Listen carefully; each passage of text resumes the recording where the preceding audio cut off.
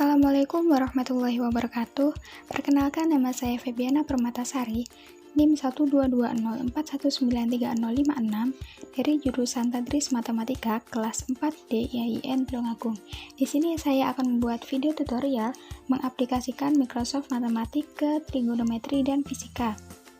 Langkah pertama, kita buka aplikasinya.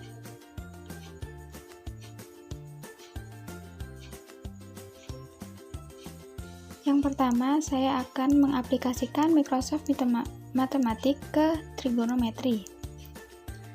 Pada bagian home juga, pada tools kita pilih formulas and equation, dan ini kan banyak pilihannya. Kita pilih yang trigonometri. Akan muncul tampilan seperti ini, dan ini berisi rumus-rumus yang biasa digunakan untuk menyelesaikan soal trigonometri.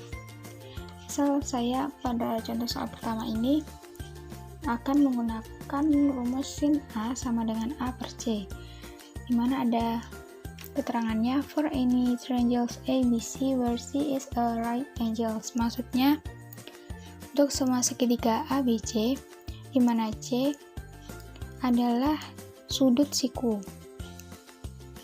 Kita klik, kita pilih solve this equation. Kita siapkan rumusnya. Misal soalnya ada segitiga ABC di mana C sebagai sudut sikunya, diketahui, ini ada gambarnya juga, diketahui sisi AB atau di situ C adalah 10 cm dan sisi AC di gambar B sama dengan 8 cm. Ya, sudut C tadi kan sudut siku, jadi besarnya 90 derajat. Kemudian sudut A atau di gambar alfa diketahui 45 derajat. Nah, pertanyaannya carilah panjang sisi BC atau di gambar itu A. Tadi kan diketahui A atau sudutnya yaitu 45 derajat. Kemudian C atau panjang sisi AB diketahui 10 cm. Kemudian kita klik enter. Ini hasilnya A sama dengan 5 akar 2, karena sin 45 kan 1/2 akar 2. Kemudian ini sama dengan A per 10, jadi 1/2 akar 2 dikali 10, hasilnya ini. Kemudian ada contoh lagi soal kedua, namun menggunakan rumus yang berbeda, trigonometri, menggunakan hukum kosinus. Kita cari rumusnya. Ini law of cosinus. Misal saya akan menggunakan rumus yang pertama, yang A kuadrat sama dengan B kuadrat ditambah C kuadrat dikurangi 2 dikali B dikali C dikali cos A. Misal kita klik, kita pilih solve this equation. Dengan pertanyaan, contoh soalnya diketahui segitiga ABC dengan panjang sisi AB sama dengan, saya misalkan C itu 6 cm dan sisi AC saya misalkan B 10 cm dan sisi BC saya misalkan A dan ada sudut P atau cos A itu 120 derajat. Kemudian pertanyaannya, hitunglah panjang BC atau A tadi. Kan diketahui pada soal B atau panjang sisi AC tadi 10 cm. Diketahui yang kedua panjang sisi AB atau C di 6 cm dan sudut P atau cos A tadi 120 derajat. Kemudian kita klik enter.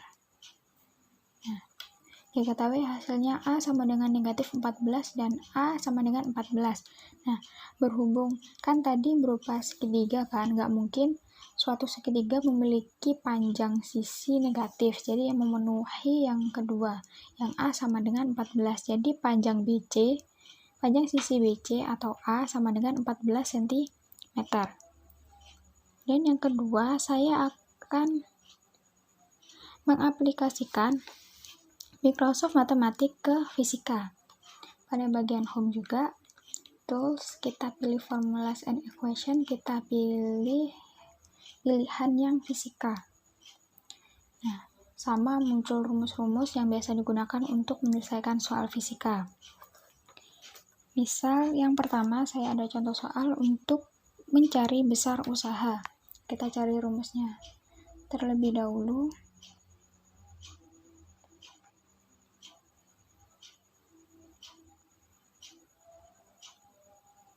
nah ini, W sama dengan F kali D.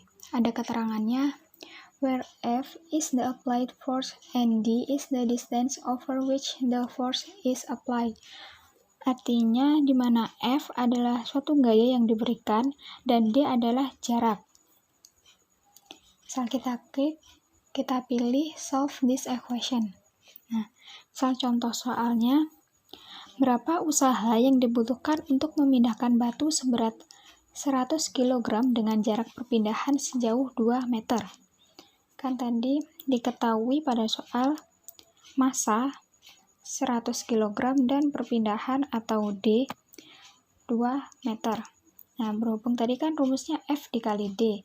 Nah, gaya ini atau F itu juga sama dengan M dikali A atau massa dikali percepatan. Tadi kan masih diketahui M atau massanya 100 kg, jadi dikalikan percepatan atau A itu 9,8.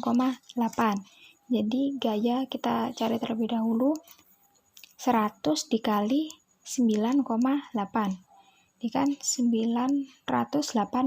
Jadi baru kita bisa masukkan pada F atau gayanya 980 N atau Newton. Dan telah diketahui pada soal jarak perpindahannya atau D 2 meter. Dan kita klik enter. Nah, ini dia usaha atau W sama dengan 1960 J atau Joule. Kemudian yang kedua, saya akan menggunakan contoh soal yang kedua menggunakan rumus energi kinetik. Kita mencari energi kinetik.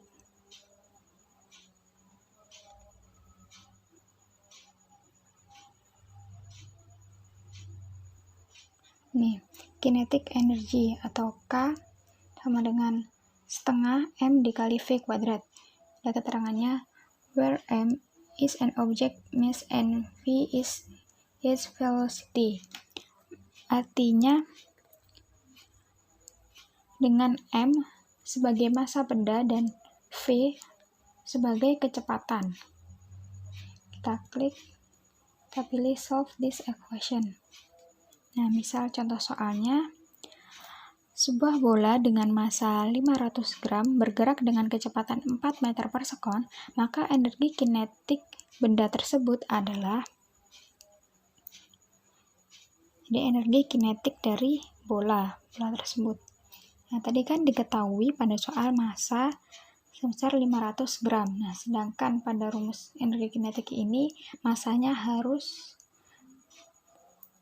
kilogram. Jadi kita jadikan kilogram terlebih dahulu. Jadi 500 kita bagi 1000 karena gram ke kilogram. Jadi massanya 0,5. Kemudian telah diketahui kecepatannya pada soal 4 meter per sekon. Dan sesuai kan? Jadi energi kinetiknya, nah nih hasilnya K sama dengan 4. Atau energi kinetiknya sama dengan 4. Kemudian yang ketiga, misal akan menghitung energi potensial. Kita cari rumusnya, energi potensial.